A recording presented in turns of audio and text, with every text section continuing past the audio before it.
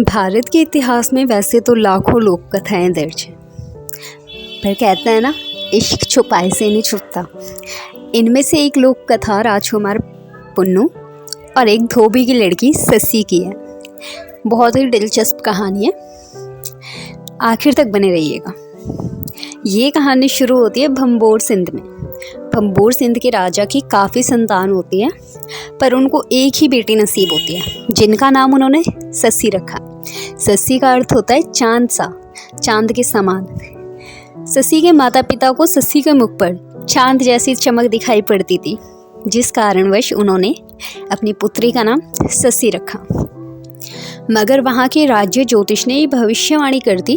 उन्होंने भंबोर के राजा से कहा, उनकी बेटी यानी कि सस्सी एक दिन उनके सम्मान को बहुत ठेस पहुंचाएगी। यह बात सुनकर राजा के मन में वहम पड़ जाता है और ज्योतिषी की बात सुनकर दोनों निराश हो जाते हैं।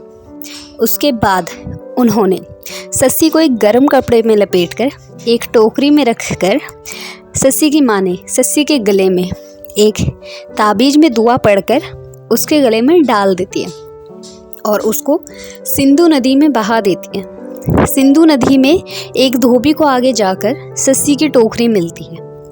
जब धोबी ने टोकरी को नदी से निकाला तो पाया उसमें एक बेहद सुंदर बच्ची है।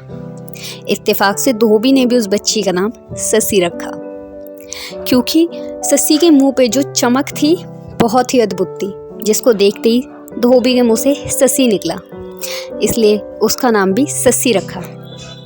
धोबी और धोबी की पत्नी की कोई औलाद ना थी, इसलिए वह सस्सी को किस्मत का तोहफा समझकर घर ले आते हैं और बड़े ही लाड प्यार के साथ सस्सी को बड़ा करते हैं।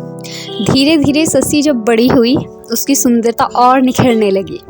सस्सी की सुंदरता के चर्चे दूर दूर तक होने लगे। ये बात भंबोर के राजा यानी कि सस्सी के माता पिता, जिन्होंने सस्सी को सिंधु नदी में छोड़ा था, उन तक भी पहुंच जाती है। उन्होंने इस लड़की को खुद देखने की इच्छा जताई। जब सस्सी भंबोर आई तो रानी ने उसके गले में ताबीज़ देखकर सस्सी को पहचान लिया कि ये उन्हीं की पुत्री है। जब राजा रानी सस्सी से मिले थे तो उनकी खुशी का कोई ठिकाना नहीं रहा।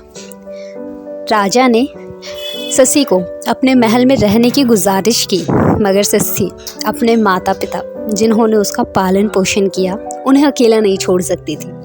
उसके बाद भी राजा ने सस्सी को रोकने की बहुत कोशिश की कि सस्सी यहाँ रुक जाए, परंतु सस्सी फिर भी नहीं मानी।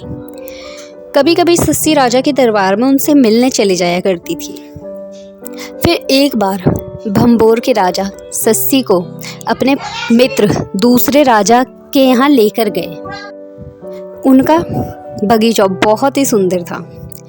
भंबोर के राजा को लगा शायद सस्सी को इसमें दिलचस्पी है और वो यहाँ रुक जाए।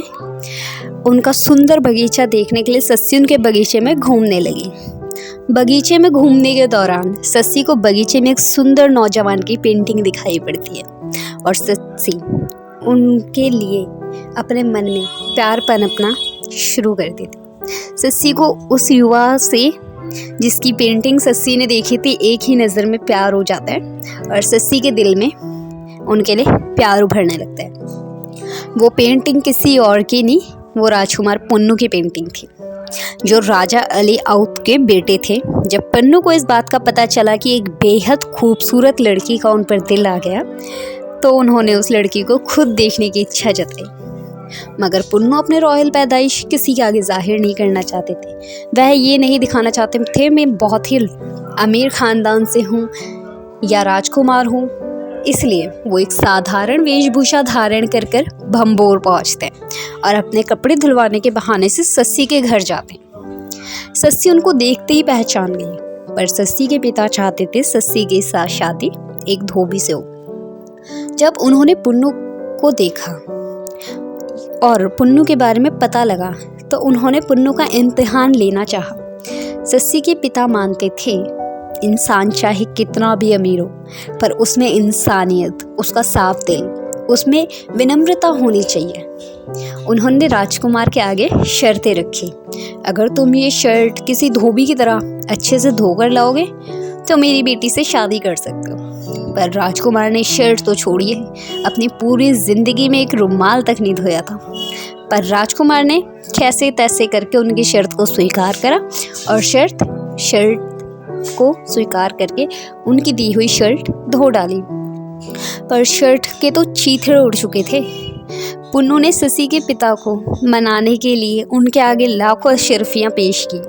ससी के माता पिता जानते थे दोनों एक दूसरे से बेहद प्रेम करते हैं। ससी के माता पिता ने बेमन से ही सही पर वो अशरफियाँ स्वीकार कर दी। फिर जब पुन्नू के भाइयों को ये बात पता चली कि उनके भाई की बीवी एक धोबी की बेटी है, तो वह बंबोर पहुंचकर पुन्नू को बहुत डराते धमकाते हैं जिससे वह शशि को छोड़ दे। फिर भी उन्होंने देखा पुन्नू उनकी बात नहीं मान रहा। उन्होंने लाख जतन किए कि शशि का साथ पुन्नू छोड़ दे, परंतु पुन्नू तो प्यार में पड़ चुके थे, उन्होंने उनका साथ नहीं छोड़ा। जब उनके भाइयों को यह बात पता चली कि अब यह पुन्नू शशि का साथ नहीं छोड़ेंगे, तो उन्होंने पुन्नू का साथ देने का नाटक किया। उनके भाइयों ने ऐसा ढोंग रचा कि हम पुन्नू के साथ हैं, पुन्नू की खुशियों में शामिल है, परंतु ऐसा कुछ ना था। उनके भाइयों की साजिश बढ़ती चली गई। पुन्नू का साथ देने का नाटक किया। शादी की पहली और इस शुरू की रात में ही पुन्नू के भाइयों ने बहुत शराब पिलाई। उसके बाद जब पुन्नू बेहोशी की हालत में था तो पुन्नू को एक ऊँट पर बैठाकर अपने घर की ओर निकल पड़े। फिर अगले दिन जब शशि को अपने देवरों की इन हरकतों के बारे में पता लगा तो वह अपना होशो हवाश खो बैठी और नंगे पैर केज यानी पुन्नू के पास जहाँ पुन्नू को भेजा गया था, नंगे पैर रेत में भागी चली पड़ी। पुन्नू तक पहुँचने के लिए उसको 2 रेगिस्तानों को पार करना था जो कि बहुत ही विशाल रेगिस्तान थे। वह पुन्नू का नाम पुकारती हुई भागती रही। उसके होंठ सूख गए, पैरों में छाले पड़ गए। प्यास के कारण वो व्याकुल हो गई, परंतु शशि ने अपना हौसला नहीं टूटने दिया। कहते हैं ना दोस्तों, जिसके सर प्यार का परवान चढ़ जाए वो इंसान इतनी जल्दी हार नहीं मानता। प्यास के कारण उसका गला सूखने लगा तो दूर जाकर कोई गडेरिया दिखा। उस गडेरिया ने शशि को पानी दिया। शशि की सुंदरता देखकर गडेरिया के मन में खोट आ गई और वह शशि के साथ जबरदस्ती करने लगा। शशि ने किसी तरह खुद को बचाया और वहाँ से भाग गई और एक कोने में जाकर छिप गई। ऊपर वाले से दुआ की कि उसकी हिफाजत करे। तभी एकदम से ज़मीन फट पड़ती है और शशि को अंदर ले लेती है। दोस्तों, ये माना जाता है, ये बातें आज से पहले हुई जाती है या जो बातें हो रही थी उनके दौरान तो यही माना गया कि जब शशि ने अपनी हिफाजत के लिए दुआ की तो ज़मीन फटती है और शशि को अंदर लेके ज़मीन फिर से बंद हो जाती है। शशि का दुपट्टे इस ज़मीन पर रह जाता है। यह देखकर गडेरिया हैरान हो जाता है और ऊपर वाले से अपने किए हुए कर्मों की माफ़ी मांगने लगता है। गडेरिया अपने पाप का प्रायश्चित करने लगता है, जिस कारण से वो शशि की कब्र का रखवाला बन जाता है। जब पुन्नू को होश आया तो वह भी शशि को मिलने के लिए भंबोर पहुंचा। रास्ते में उसने शशि को बहुत ढूंढा, बहुत चीख पुकार करके बुलाया, परंतु उसे शशि कहीं नहीं मिली। दूर जाकर शशि का दुपट्टा पुन्नू को नजर आया, जिसके बाद पुन्नू गडेरिया से पूछता है। गडेरिया पुन्नू के पूछने पर सारी कहानी उसको बताता है।